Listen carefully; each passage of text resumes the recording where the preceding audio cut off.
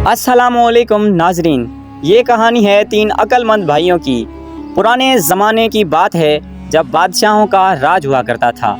लोग सादा सा ज़िंदगी गुजारते थे और राजस्थान के एक छोटे से गांव में मियाँ नसीरुद्दीन नामी एक बूढ़ा शख्स रहता था, जिसके 3 निहायत ही अक्लमंद बेटे थे, जिनमें से एक का नाम कासिम, दूसरे का सुलेमान और तीसरे का हमजा था। एक दिन हुआ यूं कि मियाँ नसीरुद्दीन ने अपने तीनों बेटों को बुलाया और बुलाकर कहा कि मेरे प्यारे बेटों, मेरी एक नसीहत को हमेशा याद रखना, क्योंकि चुनाचा मैं बूढ़ा हो चुका हूँ और अब मेरी ज़िंदगी थोड़ी रह गई है, लेकिन तुम जो ये नसीहत मैं बता रहा हूँ ये हमेशा याद रखना और तुम कभी भी परेशान नहीं होगे। थोड़ी देर खामोश रहने के बाद मियाँ नसीरुद्दीन ने कहा कि ए मेरे प्यारे बेटों, मेरी नसीहत ये है कि इंसान की सबसे कीमती चीज़ उसका दिमाग है, और तुम जब भी किसी चीज़ को देखो तो उसे नज़रअंदाज मत करो।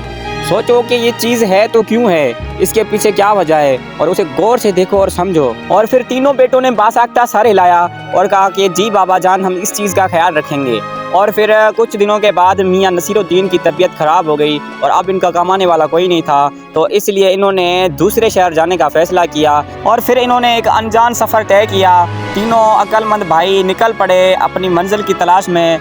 ये चलते रहे और बहुत सहरा और दरिया पार करने के बाद ये एक जगह पर पहुँचे। वहाँ पर इन्हें कुछ चीज़ों के पैरों के निशान नज़र आए, तो तीनों भाइयों ने गौर से देखा और बड़े भाई ने देख के कहा कि ये ऊँट और औरत के पैर के निशान हैं। तो दूसरे भाई ने कहा कि ऊँट एक आँख से अंधा भी है, और तीसरे भाई ने कहा कि औरत के पेट में एक बच्चा भी है, यानी वो हामला है।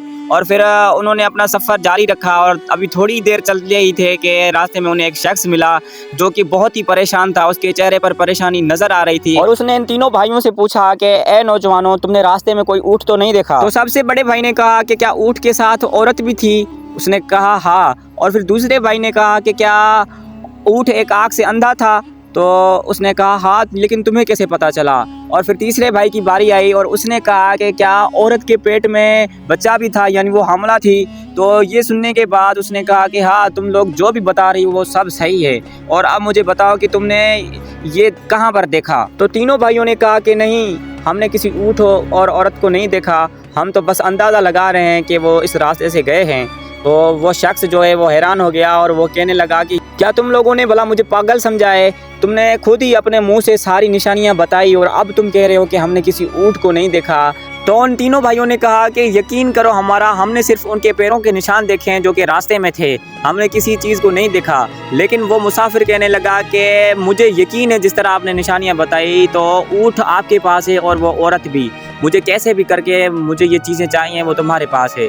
तो उन तीनों भाइयों ने कहा कि हमारे पास नहीं है। फिर उस मुसाफिर ने कहा कि अच्छा तो चलो चलते हैं बादशाह के पास और अब हमारा वही फैसला करेगा। बादशाह के दरबार में आते ही उस मुसाफिर शख्स ने पूरी कहानी बता दी और ये तीनों भाइयों ने कहा कि बादशाह सलामत, हमें अपने वालिद साहब ने ये नसीहत की थी कि जो चीज़ भी देखो उसे गौर से देखो और समझो कि वो चीज़ क्या है और क्यों है।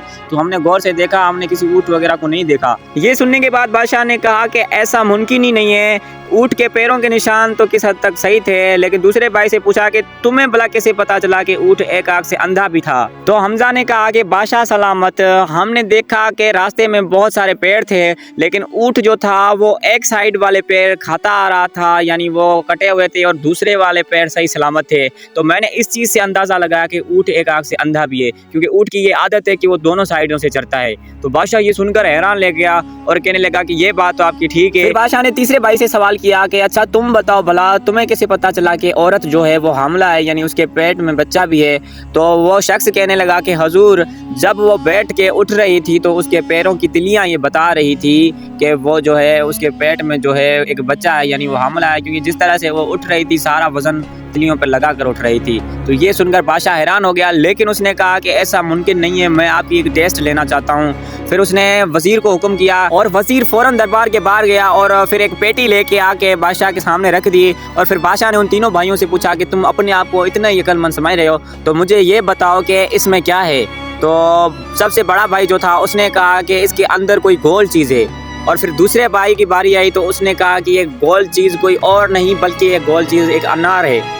और फिर तीसरे ने कहा कि ये अनार भी है लेकिन ये अनार एक कच्चा है। बादशाह अब हैरत में पड़ गया था और उसने बड़े भाई से पूछा कि तुम्हें कैसे पता चला कि ये अंदर इसके गोल चीज़ है। तो उसने कहा कि हुजूर जब वज़ीर लेके आ रहा था तो वो जो है वो घूम रही थी, उस चीज़ के घूमने की आवाज़ आई तो मैंने इससे अंदाज़ा लगाया कि इस पेटी के अंदर कोई गोल चीज़ है। और फिर दूसरे से पूछा कि तुम्हें कैसे पता चला कि ये अनार का फल है।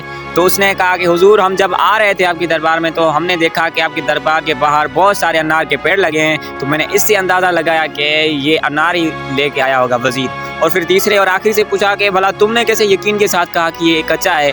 तो वो मुस्कुरा कर कहने लगा कि हुजूर जैसा कि आप खुद ही देख लो कि अभी जो है सारी दुनिया में जो है वो अनार अभी कच्चे हैं, यानी वो मौसम ही उनका ये है कि वो कच्चे हैं, तो इस वजह से मैंने कहा। और फिर बादशाह इनकी बातों से बहुत मुतासिर हुआ और उस मुसाफिर को कह दिया कि तुम्हारा ऊँट इनके पास नहीं है, तुम जाके ढूंढो। और फिर उन तीनों भाइयों को अपना वज़ीर बना दिया और फिर खुशी खुशी उनकी ज़िंदगी चल रही थी। तो मेरे प्यारे भाइयों, कहानी आज की आपको कैसी लगी? अगर अच्छी लगी तो सब्सक्राइब कर दें। जल्द ही मिलेंगे, बाकी जज़ाकल्लाह।